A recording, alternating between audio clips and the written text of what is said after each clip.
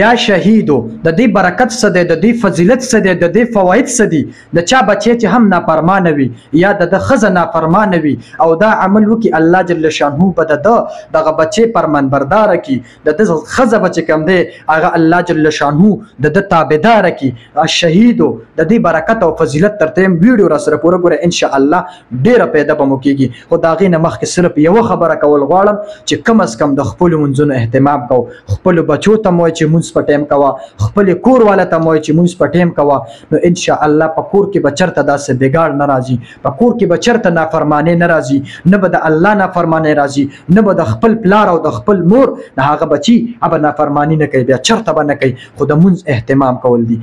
دویم نمبر دا ویډیو را سره پوره ګوره، ان شاء الله ډیره فایده به مو کېږي. صحیح ده چې بیا بعضې خلک یې هغوی موږ ته کال وکړي یاره قاري صاحب موږ په دې باندې پوه نه شو، بیا یې راته په وایس کې ووایه، نو هر چا ته دا رسول بیا ډېر ګران کار وي. نو ویډیو پوره ګورئ او په سوچ سمج سره ګورئ، ان شاء الله ډیره فایده به مو کېږي.